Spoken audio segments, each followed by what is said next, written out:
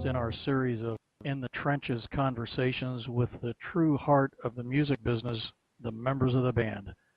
Today we're talking via Skype with David Levita. David has a musical history spanning over 20 years and includes session work on thousands of recordings, movie soundtracks, and certainly thousands of live performances. Hi, David, and thanks for letting us join you in the trenches. To Right begin, on. will you tell us a little about yourself? About myself. How you doing, Rick? Anyway, Great. let's see. Uh, I've been playing guitar since I'm about 17 years old. I started quite late. I grew up in New York City, in Harlem, and I began playing guitar because a good friend of mine, a best friend of mine at the time, was a drummer and was in a band. He's a great drummer. He still plays drums, professional musician. Um, and he was always practicing drums in his room, and uh, I basically caught the music bug through hanging out with him all the time. And I went to music school for about a year. Then I got offered a gig in Barbados playing calypso and reggae, so I took off because school cost a lot of money. I was already had taken out one student loan for the 1 year of school that I did end up going to, and I got offered a job, so I took it. Um, Now my path to working all the time as a musician was not that quite that simple, because after that job ended, it took me a long time to find my whatever my path in this musical journey. And I'm still, as a musician, it's not like you're ever arrived anywhere, and it's not really like a 9 to 5 job where you sign on with a company for years and that's it, you're in. You're always looking for work. You're always kind of, trying to improve yourself, and there's no guarantees of anything. So, but having said that, you know, when you live in a city for a long time, hopefully you can establish, some connections with people, because the music business is really about making connections with people. There's no agent as such, really, in general, in most facets of music, in most genres of music, I should say, that's going to put your name out and going to get you work. It's all about musicians and producers and word of mouth and connections you make with people. To do that, you kind of have to stay in one place for any length of time to establish those connections. And so, Well, my yeah. what got you to settle in L.A.? Well, I had been living in London. I moved to England in my 20s to form a band with a friend of mine who I had actually met in music school and who I had played with in Barbados. He, he's a French cat, great drummer and a singer, and we formed a band together. We were really into the Police, and we formed a trio. And uh, when I was living in London, I was playing on the street for a few years for money. And from doing that, when we started to do gigs, a lot of people would come to our shows because a lot of people had come just see me play on the street. And so we kind of had a built-in fan base. And so there was a little buzz, and we managed to get a record deal. And the person that signed us was Miles Copeland, the brother of Stuart Copeland of the Mm. Police. Um, and he had a record label called IRS Records, which was one of the first true indie rock labels. I don't really know what indie means anymore, but back then it really did mean independent from the major record labels. Everything is independent these days because the music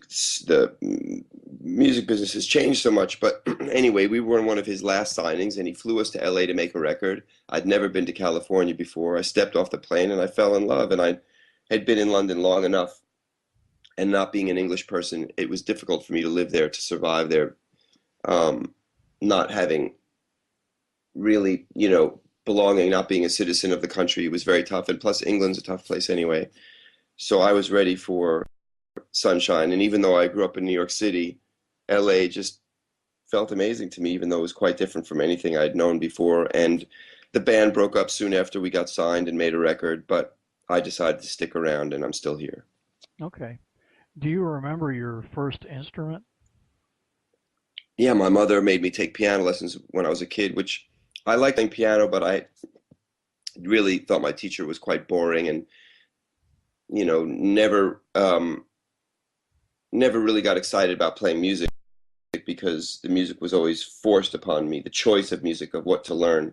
And it was always pretty sterile, standard, early classical stuff for kids, which is never very much fun unless you're really, have a natural bent for piano, which, I was okay, but I didn't fall in love with it. So that was my first, but I always loved music very much. My mother was a huge music lover and played some cello, but um, yeah, my first instrument was piano.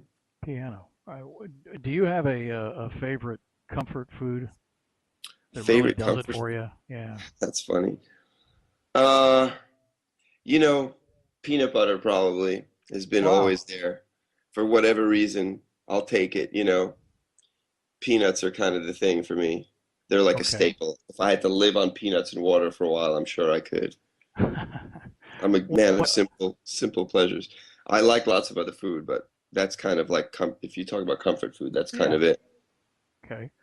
Uh, I'm sure that with as much touring as you've done, you've had some funny things occur. You got any that you've come to mind that you might want to share? Funny things on tour. Let's see. Hmm.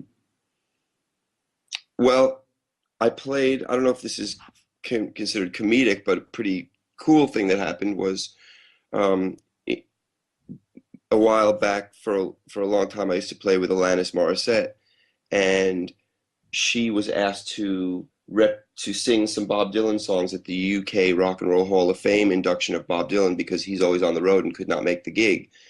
So they asked her to do it. So we flew to England to do this show and play a couple of Dylan songs. And that year being inducted was Jimi Hendrix, The Kinks, The Who, uh, Pink Floyd.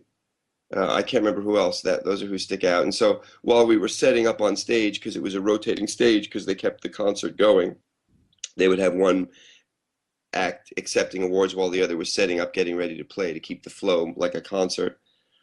Pete Townsend was setting up, and we made eye contact. And then when he was giving his acceptance speech for the Who, we were still kind of setting up, and he said how great it was to be surrounded by all these fabulous, artists and musicians. And he looked over and gave a head nod to me and kept on with his speech. And I was like, wow, Pete Townsend just looked over my way. That's Um, cool. and Yeah. playing and looking down in the audience and seeing Brian May and David Gilmour, pretty amazing. That was pretty mind blowing. I was about as nervous as I've ever been on stage. Alanis pulled it off, but she's she's she's got pretty great case, and she's got steel nerves and she doesn't really get scared. She just does her thing. So Do you remember your first recording session and what it was like? yeah, I remember my first real recording session was well, my first recording session, I got booted off the session because I didn't know what to do. They were asking me to do something and I didn't really understand that they wanted something so specific and I didn't really know how to achieve it. And I had been recommended by a friend of mine for this session and I was ill prepared, just mentally. I think I had no clue. And that was a real blow and it really shook me. But a few months later, within a year, I got asked to do another record. I got recommended somehow for another recording session for this band called Five for Fighting. And I showed up and they asked me to play some stuff, and this time I just decided to. There was a lot more freedom in this session. They just asked me to kind of play what I felt, and I went for it, and they loved it, and they asked me back, and that was the first record I ever got to play on, and that gave me a lot of, that was really quite a big sense of joy when I finished the take and the producer looked up and said that was great, and we carried forth, and then it turned into more of a back and forth kind of creative situation where they would ask me for something, and since I wasn't so freaked out and scared, I was able to kind of keep it together. but I will say the person that really gave me my the most confidence for me in terms of recording was a guy named Kevin Gilbert, who had a band called Toy Matinee for a while, and then started another band called Caviar with a K, with a great LA session drummer named Brian McLeod. And a friend of mine, Susie Davis, invited me over to their studio to work with them, and I recorded with them. And that recording went like this. I went into the room to set up my guitar, and I was making a bunch of noise, and when I came out, Kevin and Brian looked at me and they were like, "Great, that's it, you're done." And I said, "What?" And they had basically randomly put the track up while I was warming up without me having even heard the track. And somehow I managed to be in the right key, and they were able to use some of the stuff I had done, and it was my first introduction to random recording. But Kevin really, I subsequently went on to record a record with them for this band Caviar, and he taught me a lot about recording and really instilled a lot of confidence in me and gave me a real gift of music, of inspiration, literally almost, I know this sounds very metaphysical, but literally almost like a physical, being in his presence gave me a physical strength. And he passed away soon after that, but his spirit stayed with me. I mean, you ask anybody about him and anybody that worked with him, he touched a lot of people in his short life. I think he was 28 when he passed away, but you can go back and check out the records that he's done. He's quite a phenomenal musician, producer, engineer, mixer. So I got to say, those different experiences were really crucial for me. Well, great. What when you have spare time, what do you do? Hobbies, anything like that? Are you a surfer, skydiver, I'm not any of those spelunker? things. You know, first of all, I'm a dad, so my two daughters, I spend time with them.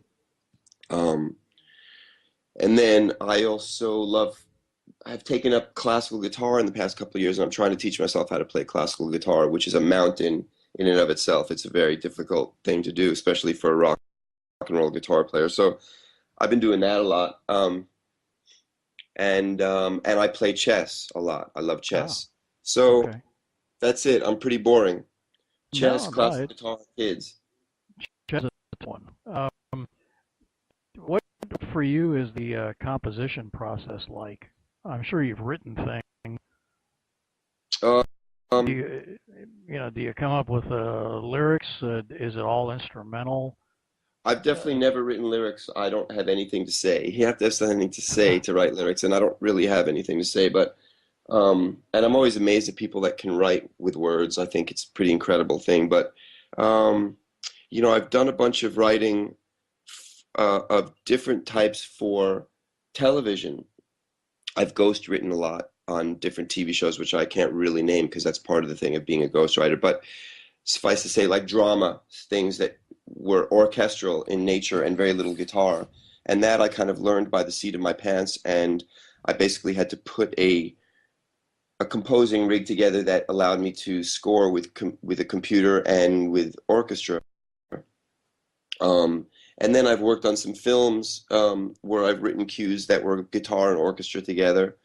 Um, and that process involves really paying attention to picture and dialogue, much different than writing a rock song. Then I've collaborated with people with, you know, lyricists or artists. And then for me, it's usually about rhythm. And in general, music for me and guitar playing is really about rhythm. Uh, you know, uh, I things tend to start from there, even on sessions. Which when you're playing guitar on sessions, you're sort of composing a guitar part if you want to be, kind of technical about it. And that usually comes from me hearing rhythm as much as I'm hearing melody. It's feeling a phrase. And the first and only real guitar teacher I had, who only gave me about two lessons, but when I was 17, he was the guitar player in the band that uh, of my friend the drummer, told me that guitar was a rhythm instrument when I first asked him to show me stuff on guitar, and it kind of stuck with me. But it seemed to make sense to me also. It wasn't something that seemed foreign to me when he said it. And so composition for me is a lot about rhythm. And so if you can find something rhythmically that makes you feel something or move, a lot of things can follow from that. if you could jam with anyone, alive or not, Who do you think it would be? Uh, you know, that's a real tough one. I'd love to sit in a, I'd love to. I've gotten to witness some amazing musicians in my time. I never got to see Hendrix play live. I'd love to see him play. As far as me jamming with anybody, it's always drummers that that I get off on the most. I did get to play briefly with Stuart Copeland once, which was amazing. Um, and you know, I would have loved to have gotten to play with Mitch Mitchell, Hmm. just because Okay. I listened to him play on so many recordings, and also with there's so many drummers, Buddy Miles, Bernard Purdy, Steve Yeah, Gadd, and it's interesting that you settle in on drummers because I would suspect most guitar players would say a guitar player is well, who I'd they love would to like to jam with, and that's Well, I'd love to watch a guitar player play, but I'd be intimidated by most of my guitar heroes. I would just sit back and watch. And even drummers, I'd be somewhat intimidated by, but I can grab onto a rhythm thing with a drummer and really get into something. And, so if I was going to jam with them, it would be most likely with, like I said, with a drummer, and drummers that come from the kind of funkier, groovier R&B school, like Steve Gadd and Bernard Purdy, and Mitch Mitchell, just because he's such a hero of mine, and Buddy Miles, both because they played with Jimmy and made so many great recordings with him. Um, and not being a jazz musician, I wouldn't really name any of the great jazz drummers, although God knows I'm a big fan. well, that's great. Do you happen to have a, dream car or a dream motorcycle or Huh. No, dream guitar. okay, You know, okay, I'd love to have, a 50s Strat and a 50s Burst would be amazing. I've got a 66 Strat that's pretty great, so I can't really ask for more. But uh, a dream car or dream motorcycle, that's tough. Yes, a 60s Jaguar F Series. I think they're one of the most beautiful cars ever made. okay, And they're okay. just gorgeous and they're super classy and they're just an amazing design. So I think if it was a car, it would be a 60s Jaguar. Those How, beautiful long-bodied things. yeah, yeah, yeah. Uh, how did you get your current gig with McGraw? Um, Again, word of mouth. The bass player that's in Tim's band now, named Paul Bushnell, is a great LA session musician. Played on many records, everybody from Elton John to, I don't know, too many to think of. I knew him from LA, and we were on tour together with a very famous French artist for a summer. It was a strange gig where we were basically in a French band for a summer, which was really fun, with this woman named Mylène Farmer, who's kind of the Madonna of France.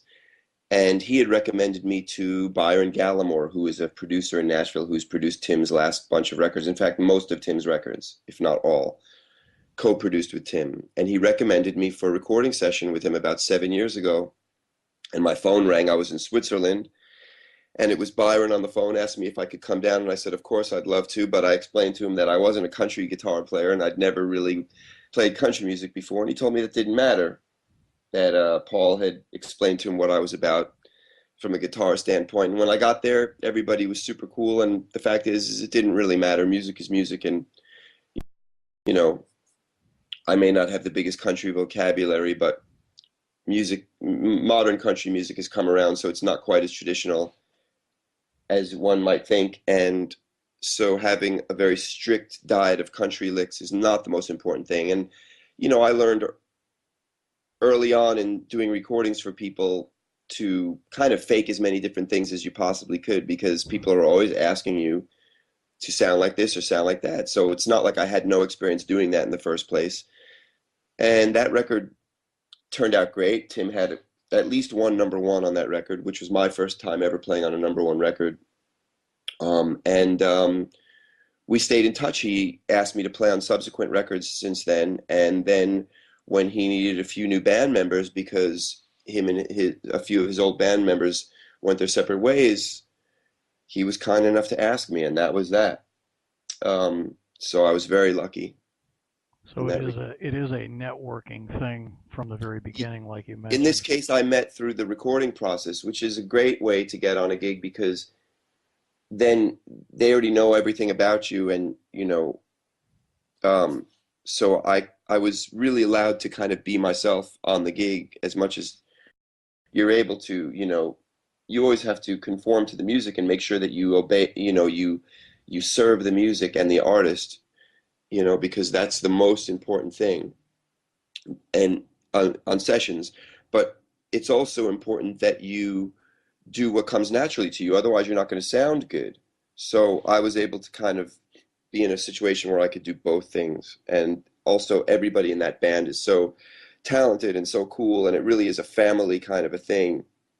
Um, that yeah, Well, it's a having had the privilege of seeing you a few times in concert, you are definitely animated, and it seems like you're having way too much fun to be getting paid for it. ah, So don't tell what's anybody that. Don't what's tell. your version of what is it like performing on stage That's to you? well, with Tim, it is really high energy. The guy's got a lot of energy, and his audience in general, they're pretty amazing. And so I find out you get back what you give out, and Tim has always been very encouraging of me to just kind of let it out, and he brings this fire, so it comes quite naturally to kind of bring a lot of energy to the stage. When it's appropriate. There's songs and parts of the show that have to be very, still and emotional and all about like, just listening and not a lot of movement, but then there's plenty of opportunity there to rock out. It's rock and roll music. I mean, for crying out Right. loud. It's not, it's just rock and roll. I grew up on rock and roll. I grew up going to rock and roll shows. I'm from New York City. I grew up in a very high energy city. It kind of comes naturally to me. It's part of my DNA. So I am having a lot of fun. You're right.